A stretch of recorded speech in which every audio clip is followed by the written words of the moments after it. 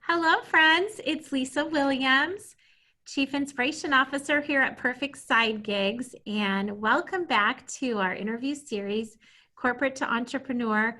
We are just having so much fun hearing from these amazing people that have made that brave leap themselves, and they found such joy and passion and energy in the process, and they're helping others do the same, which I think is the best part about so many of their businesses. So Mr. Casanova Brooks is our guest today, which, by the way, what a fabulous name, first of all. Thank you. So Mr. Brooks, he has, this young man has done a lot in his life, and he's taken times of adversity in his life, and he's really fueled it to provide an amazing business, quality of life for himself and others. He had a period in life where he lost his mother, he lost his job, he battled cancer himself in his teens, and yet he's been able to overcome that and push through and has created an amazing business. He's a prolific author and speaker. So I am just so excited to have you on our show, Casanova. Welcome. Thank you. I'm excited to be here. I'm ready to have some fun. So you are quite the real estate mogul. And that business, I have a lot of friends that have been in that business, that a lot of people dabble in it, but you made that leap yourself after the loss of a job, it sounds like, in corporate, right? And you made a huge impact straight away. Can you just share with us a little bit about that journey and, some insight that might help others that are looking to make a leap themselves? Yeah, so for me, it was a time where I was in a brand new city, brand new state. I'm here in Omaha, Nebraska, which is where I started. I've only been here for a little over 5 years now. So when I first moved here, I got a job, and that was how I got here. Because people ask, like, I'm from Southside, inner city Chicago. I was raised by a single mom. My grandma kind of stepped in to help lead the way of being my father because my dad was never in my life, and I had no older brothers and sisters. So my grandma wanted to do everything that she could for me, and she gave my mom some help. And so she actually made the decision when I was 13 years old, I want to say 12 or 13, to move me from south side of Chicago to Sioux City, Iowa. Why? Is because at that time in Chicago, the neighborhood that I was growing up in was one of the roughest. So all I saw was drugs, gangs, violence. And luckily, I hadn't been subdued to it at that point, but my grandma saw that, like, she didn't want to keep me in that environment because that would be all that I knew. So she made the decision to move me out of there, try to give me a better life. And then after I graduated high school, after cancer and everything else, graduated high school, went off to college for 3 years. And at this time, I first got exposed to understanding there was a different thinking in life. And so that was a big deal for me because I didn't really know anything other than what I saw up front. So I always knew that I had a dream to do bigger things. I had a dream to really go after everything that I believed in, everything that I had dreamed of. And so what did that really look like? I didn't really, because nobody in my family had ever owned a house, car, business, but I had something in my heart that said, Casanova, you were put on this earth to do something great. Now, what that great thing is, you'll never know, but you have to be exposed and try so many things so you can figure it out. Mm-hmm. And so this was my junior year in college, and I really can't wind up coming to think that, you know what, just because I get a degree did not mean I'm going to be successful in life. So that was where, for me, it was starting to say, okay, well, what are the things that I'm truly passionate about? If I know that my motor could stop at any point, seeing as I'd already went through 2 years of chemotherapy, it was on me to really take control of my own time and my own destiny. And so from there, I was at the time selling cars after I get done with college, leave my junior year. I was selling cars, and then I first got exposed to a book which changed my life. And really what it taught me was that I was trading my time for money, right? And I couldn't sell a car if I was not at the dealership. So I was like, okay, I get this. Well, I need to figure out a way to have more control over my time.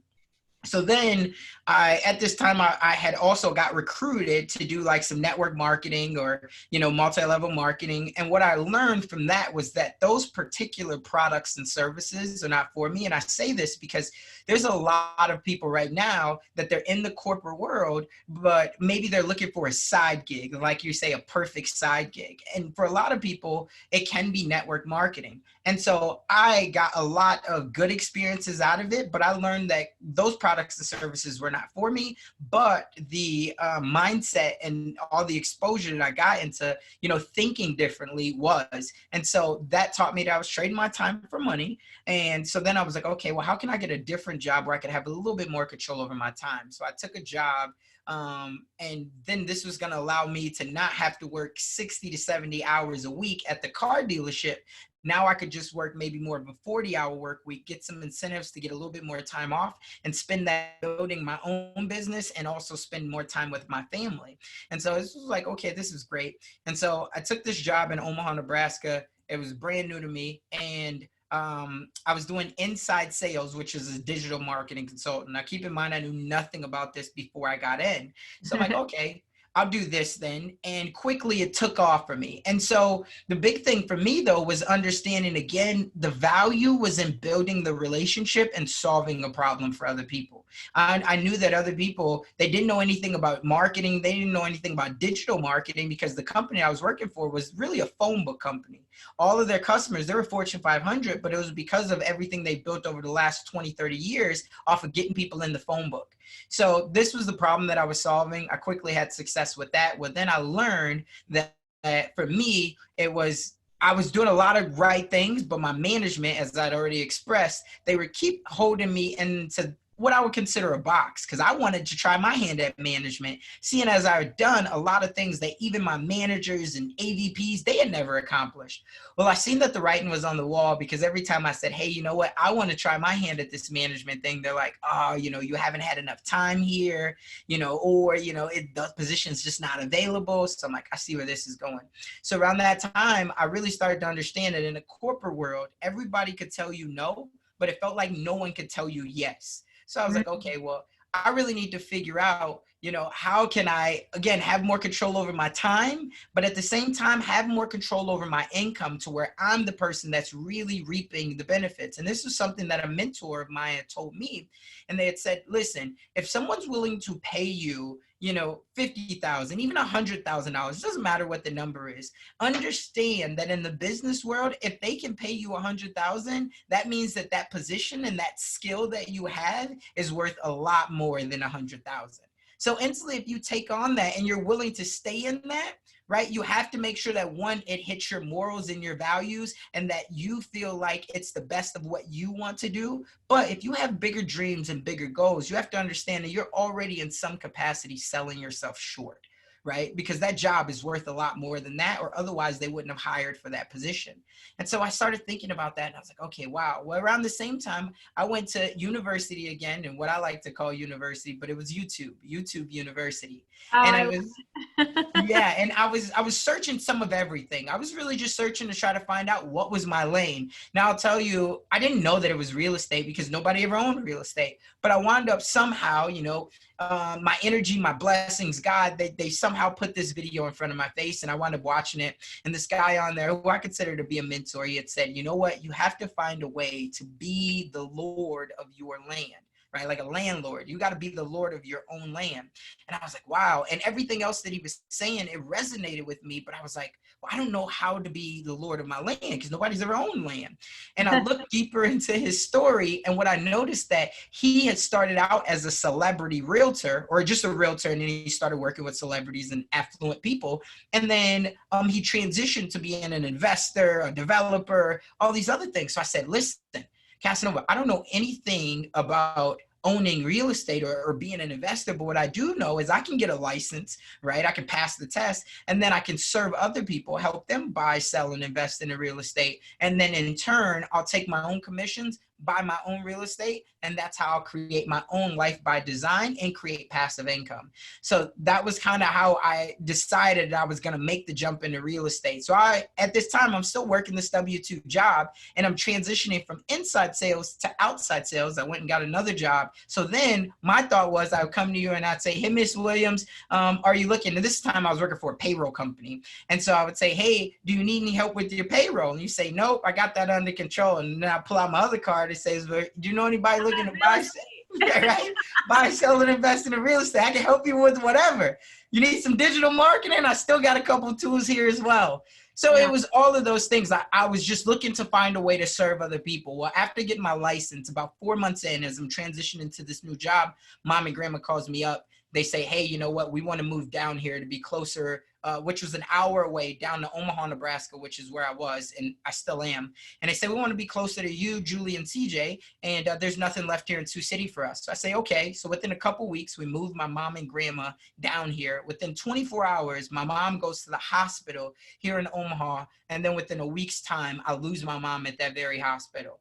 So it was a huge tragic time for me. My mom was my best friend. We were always very close. She always instilled all the values in me. She was always the biggest supporter, even though she didn't have the financial resources or like even literacy to be able to, pass on to me. She did always instill the values, the morals, and really just the empowerment that I could do anything that I wanted to do in life. Right. And so that was obviously very tragic. But then on top of that, just because of where I was in life with all of the transitioning, I lost that job. And then subsequently, I also wound up losing the home, because for anybody who's bought real estate before, especially a primary home, the bank is going to re-verify your employment before they close on the loan to make sure that you still have a job and all of your information still matches up from when you first applied for a mortgage. And so once they seen that I no longer had that job, and that's a whole nother story, I wound up not being able to close on the home. And so my wife and I wound up going to live with her second aunt, who was going through a divorce at this time. And she had a basement. She said, hey, Casanova, Julie, you guys can come stay here until you can get your stuff on or back together. So we went and stayed with her for that next year. And what's crazy about it is she had one bedroom in the basement. We wound up giving it to my son, who was 3 at this time. And then my wife and I, we put our bed and our TV. She had a pretty big furnace room. So we were sleeping next to the furnace and the water heater. And every single day I'm trying to go out there and build my business in real estate. And so within that next 9 months after losing all of that, I did 46 deals, $8 million in volume. I got the Rookie of the Year here in Nebraska. And that's where my trajectory kind of took off from. I love it. I love it. And, I think a lot of people, there's so many ways we could go next because you gave me a lot of information. I've been recruiting for 25 years and I've seen it countless times. Like you said, somebody goes for a promotion and they don't get it. And so they go get their MBA for 50,000 or 100,000 and they still don't get it. But what you did is you poured that energy and probably some investment into bettering yourself and your mind. You talk about having a bulletproof mindset. Talk to us about that and tactically what you do personally to help yourself develop that. Yeah. So I think for the first thing is I had to come to the understanding that if it really was meant to be, it was up to me. No one was going to bet on me like I had to. No one was going to believe in me if I didn't. Now, that's not to say that your wife, your spouse, your kids won't believe in you, but at the same time, someone has to step up and be a leader. And so for me, this was the most trying time because not only was my wife supporting me emotionally, but she was also supporting me financially. So I really had to take a step back and I had to look at this and I had to say I had 2 options, right? I could either put my tail between my legs and I could sit there and I could wallow every single day, or I could just take 1 step. And the next day I could just take 1 step. And I could always figure out, what is that one thing that I could tell myself that I'm grateful for? For me, it was always so many things that I could find. And I'm sure anybody that's watching or listening to this right now can find that one thing, because we've all had adversity at some level that when we look forward, or actually you can only connect the dots looking backwards, right? And so what I mean by that is 6 months ago, there's something that happens in each and every one of our lives. And it might seem like a loss. That can mean that something caught on fire, you got in a car accident, someone dumped you, you lost a couple $1,000s on an investment, whatever it is, that at that moment, it felt like you couldn't bounce back from it, right? Or it felt like your day was crumbling, your week was crumbling, your month was crumbling. But then you just kept taking one step, one step, one step. And so for me, how I developed that mindset was I understood that first off, the first thing that I always tell myself is I take that deep breath and I say, joy wouldn't feel so good if it wasn't for pain, right? Joy would not feel so good if it wasn't for pain. And if we really think about it, it starts even when we're little, but character is built in the time of adversity. It always is, right? There's no one that has been able to build a successful business or a successful life that has not been able to have some type of adversity in their life, right? To where what I look at when I'm always trying to figure out how can I take that next step ahead is I look at some of the great people, and I really look at sports for sure. And the reason why I look at sports is because there's so many different factors that goes into sports, right? So one, you have coaches, you have general managers, you have the media, you have all of that. But two, when you're on the court, you have people that are yelling at you, right? When you're on the football field, you have people that are yelling at you. They find out everything about you, right? They found out what you ate last night. They find out you had an argument with your girlfriend or whoever. And you're like, how do you know this? Well, when for me, I look at top people, like let's use Tom Brady, for example, right? He's won 6 NFL championships. In the moments that he's even down, right? Going into the fourth quarter, there's so many people that are riding him off across the world, right? People are making sports bets, everything. Oh, he's not going to come back from this. You know, his wide receivers are all hurt, whatever. He just, every time he gets into that huddle, I try to put myself into his position, right? That it says, listen, you have a team of people that are counting on you to be the leader. You have to stay triple C. What does that mean? You have to stay cool, calm, and collected. The best thing about anybody who is a successful entrepreneur is they have certainty in the times of uncertainty. So what does that mean? That means that they're confident in themselves and they're confident that it either has to work or it has to work. There's no two ways about it. And so for me, that's always what I think about. I think to myself, listen, Casanova, you've been able to weather other storms before. You understand that every year, at least living in Nebraska, or for anybody that lives in the Midwest or even in the Northeast, wherever it is, you're going to have seasons. And that winter, we don't know how bad this upcoming 2020 winter will be. What we do know is every single day we'll try to make the best of it. But at the end of winter, we know what's coming. Spring. Absolutely. Yeah. Spring's coming, right? I don't know how long and how bad this winter is going to be, but I just have to be able to weather the storm. If I can weather this storm, spring's right around the corner. And when it comes out, we're getting bikes out, we're getting grills out, everybody's going to be on walks, and we're going to have smiles. So I just have to be able to weather the storm.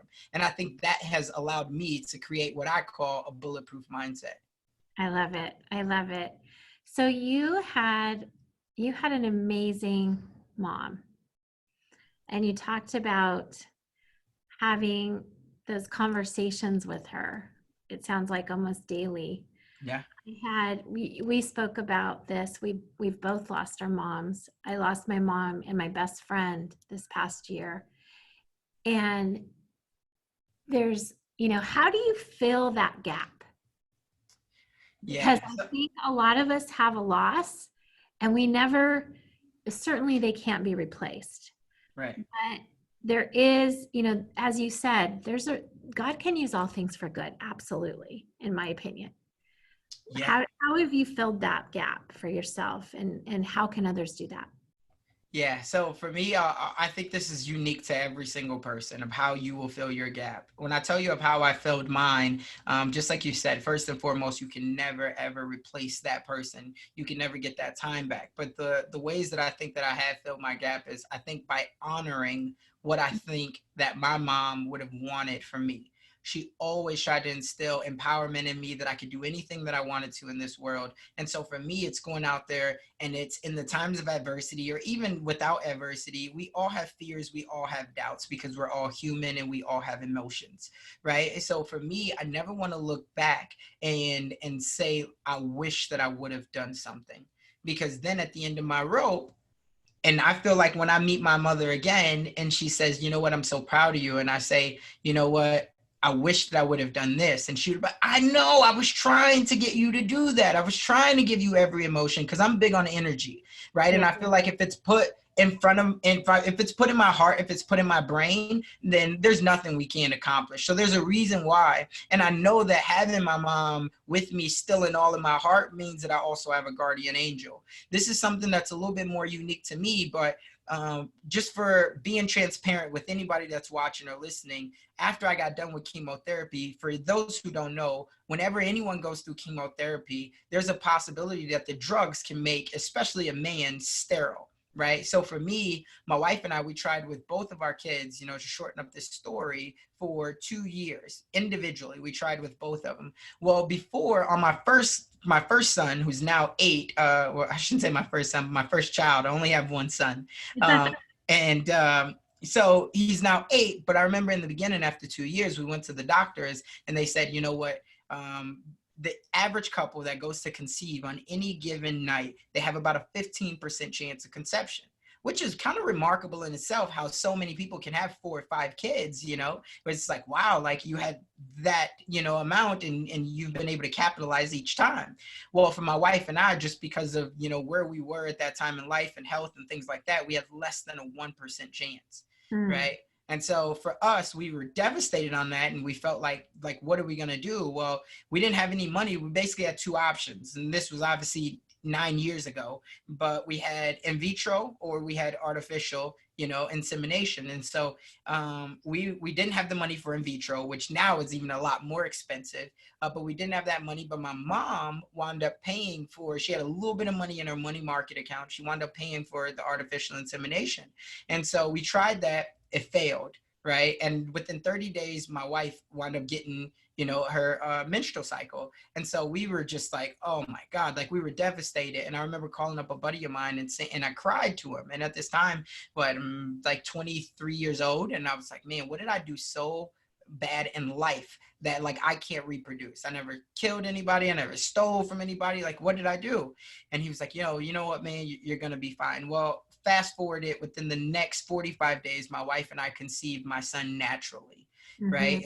And this was a miracle in itself. And then fast forward, my daughter, who's now almost 3 years old, this year she will be, the exact same thing. Well, at the time when I lost my mom, right, the last thing that she had told my wife was that she wanted a baby girl. She wanted to obviously come out of this because she wanted a granddaughter.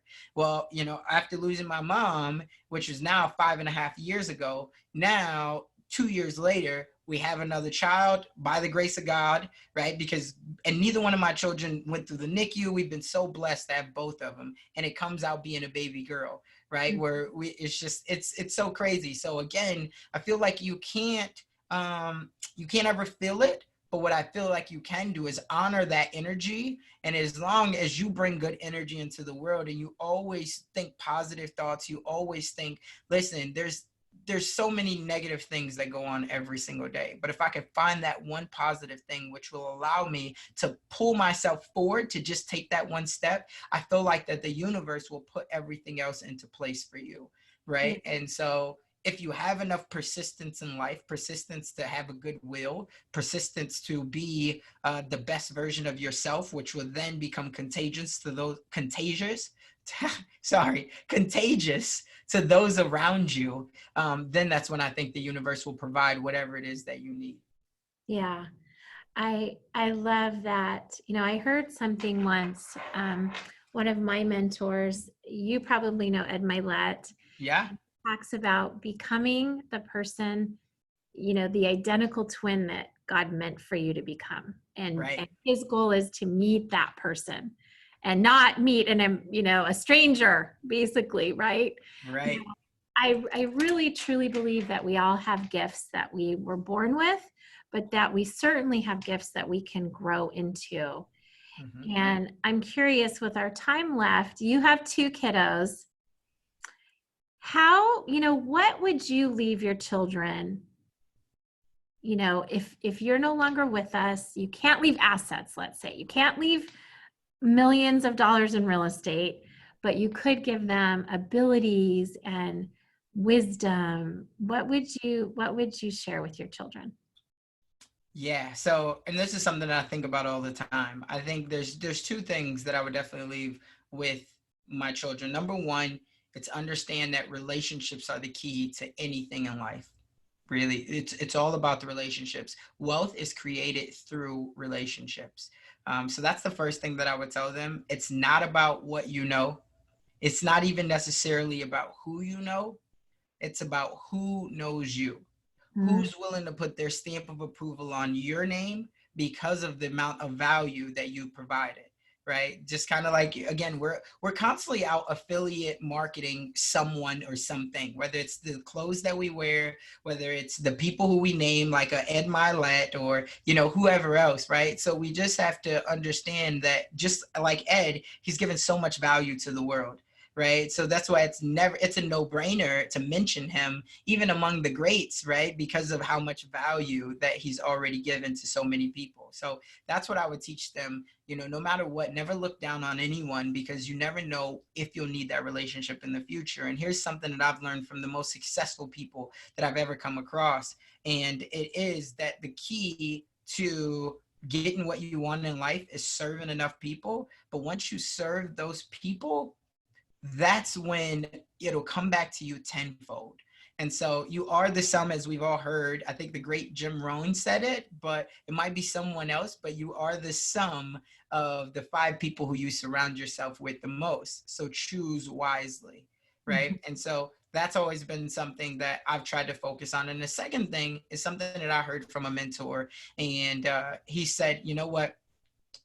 Persistence respects persistence. I think a lot of the times the reason why we don't get what we want is because we have a fear of rejection and we're afraid to ask, right? And I can understand why, again, us being humans and that emotion, I can understand why that's a big deal for us. But understand that whoever you want something from, at some point for them to become successful, they had to be very persistent in their follow-up and even their outreach in the beginning, right?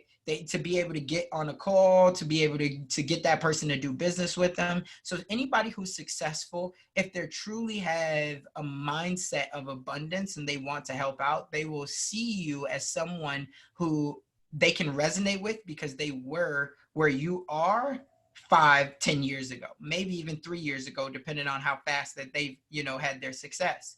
But most likely it's 5, 10, 15 years ago, because most of the time success isn't built overnight, as we all know, right? It takes a lot of time. And especially when you're cultivating relationships, some of the best relationships don't actually blossom or bloom until 5, 10 years down the line. So that's what Yeah. I would tell my kids. I would say, number one, focus on the relationships. And number two, understand that persistence respects persistence. And so even right now, when my son will ask for something, my wife and I, we're going through this transition where the instant mindset or reaction from a parent is to say no, right? Just no, no, no, don't ask again. But right, like I already told you, no, don't ask. And so one thing that I always try to tell my son, and I had to tell my wife, this was a couple of weeks ago. CJ had asked my wife for something, and she's like, CJ, stop asking. I said no. And I was like, okay, first off, never stop asking, right? Oh, Never I stop love asking, it. right? Don't But tell the my answer, daughter that, by the way. well, you have to ask, right? Closed mouths don't get fed. Yeah. So I tell CJ, never stop asking. But the answer is still no for this right now, but never stop asking, because that's the only way that you'll get what you want. And the best thing about kids is when they continue to ask. Curiosity is the thing that really builds character, and it also builds, in the end, curriculum, right? Because they asked enough, so then they understand how to structure things. They asked enough questions, and if you can ask enough questions, you'll listen. And if you listen well enough, you'll be able to solve other people's problems, which in the end will give you that much more value to the world. So Yeah. that's what I would leave them with. You'll never run out of opportunities if you continue to listen. Yeah. Right.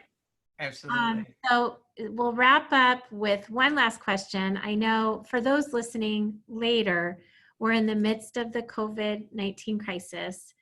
We know, you and I both know, there's innovation happening right now. There's new companies forming. I would love to hear what you're excited about, what's coming for you, what can our audience look for? Yeah, so for me, I'm very excited about a coaching program that I'm just starting up right now. And this is going to help people who want to get into the entrepreneur space, right? But they want to understand more about how do they brand themselves, how do they market themselves, and how do they strengthen relationships, both with people who they would like to know and also with the people who already know, like, and trust them. And so this is a program that I'm going to be running for 6 weeks. It will be rolling out, I would say, here in the next month, but I wanted to make sure that, again, I had just as many resources as possible to be able to share what have I been able to do to build my brand, right? And build the companies and the teams and the culture that I've been able to build over these last really 2 years, that's allowed me to scale so quickly. I think I've learned from a lot of mentors. I've learned from people, just like you said, Ed Milet. And I credit a lot of my success to the teachings because I believe that a smart man learns from his own mistakes, which experience is always going to be the best teacher. But a Mhm. wise man learns from the mistakes of others. So for Mhm. me, I've always been about mentorship, coaching, and learning what I can from other people. And that's the same thing that I want to be a bridge for. And I kind of already do that right now with having my podcast, the Dream Nation podcast. But I also wanted to be able to, I understand that a lot of the times people aren't paying for the information, but really the value is in the access, being able to ask those specific questions that you feel like are key to your business and your success. So that's something that I'm very excited about in the world of just what's going on in the real world. I would say that digitally, everything's going to change now. I feel like a lot of companies, they will start to understand that they didn't necessarily need a 50, 60, $70,000 lease per month. And so now that their business is still operating even at 70%, but yet 50% of their task force is working from home, or maybe even 20% they've had to lay off, whatever it is. I think that this puts a lot of people in jeopardy and uncertainty. So a lot of people are going to have to figure out how they can take their strengths, how they can take their gifts and their wisdom and take it online and serve more people to collectively allow the world to grow together. And so that's where I'm excited to see how this world will look in the next 3 to 5 years, because I think digital now is going to become the forefront. And yeah, it's going to be very interesting. It's going to be so fun to see what happens. Absolutely. Now, Casanova, I know that you had a complimentary gift that you wanted to offer our audience. Do you want to tell them a little bit about that?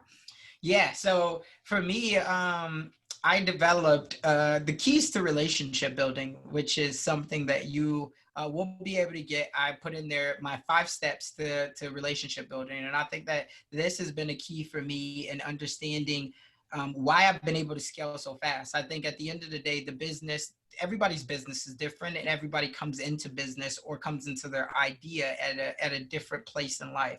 But I think the one thing that is static, that never changes, is the relationship building piece of it. And so many people, they want to get out there and they want to build relationships like this. They want to reach out to people. They want to start a podcast and all these things, but they just don't know, like, what are the things that I should say to people? What are the things that I should be looking for? How do I know what problem that someone wants me to solve? So for me, I created a small guide to how anyone can start building meaningful relationships right away, and then how they can then turn that into results from the relationships.